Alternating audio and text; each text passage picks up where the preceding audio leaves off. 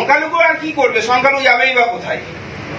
কিন্তু সংখ্যাগুরু যারা বড় বড় পদ নিয়ে বসে আছেন তাদেরকে আমাদেরকে একটু চোখে আঙ্গুল দিয়ে বুঝিয়ে দিতে হবে যে আপনারা কোথায় জিততে পারছেন না, তো জেলার আবার কি দায়িত্ব নেবেন? বড় বড় সব কোর কমিটি হয়েও বসে আছেন। এগুলো কিন্তু আমাদের ভাবতে হবে। সবই সংখ্যালঘু করবে, বোম বানা থেকে শুরু করে লাঠি সব আমরাই বার করব, এটা ঠিক না। নমস্কার। এর আগে এবার 2024-এর লোকসভা ভোটে বহরমপুর লোকসভা কেন্দ্র থেকে তৃণমূলের প্রতীকে জয়ী সাংসদ ইউসুফ পাঠান নতুন সংসদ ভবনে শপথ নিতে গিয়ে বিজেপির গুজরাট প্রসঙ্গ টেনে শপথ নেওয়ার সময় জয় বাংলার পাশাপাশি জয় গুজরাট স্লোগান দেয়। এখন বহরমপুরের তৃণমূল সাংসদ ইউসুফ পাঠান ক্রিকেট খেলার জন্য ইংল্যান্ডে গিয়েছেন। তবে ইউসুফ পাঠান ক্রিকেট খেলার জন্য ইংল্যান্ডে গেলেও অন্য ইউসুফ আছেন পশ্চিমবঙ্গী।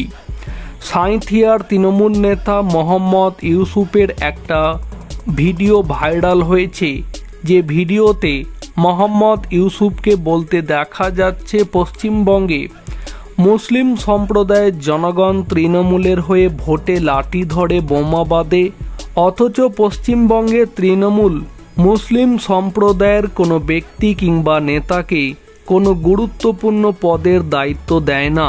মুসলিমরা কি কেবল বোমা বাঁধবে, লাঠি ধরবে? ঠিক এইভাবেই স্পষ্ট কথা সবার সামনে বলে ফেলেন তৃণমূল নেতা মোহাম্মদ ইউসুফ। তাহলে এখন প্রশ্ন হচ্ছে যে অভিযোগটা এতদিন পশ্চিমবঙ্গে বিজেপি বারংবারই করে এসেছে, পশ্চিমবঙ্গে মুসলিম সমাজের কোনো উন্নতি তৃণমূল করেনি, কেবলমাত্র তাদেরকে দিয়ে বোমা বাঁধার কাজে কিংবা লাঠি ধরার কাজে ব্যবহার করা হতো, সেই উপলব্ধি বোধ তাহলে কি এখন পশ্চিমবঙ্গের মুসলিম সমাজও উপলব্ধি করতে পারছেন?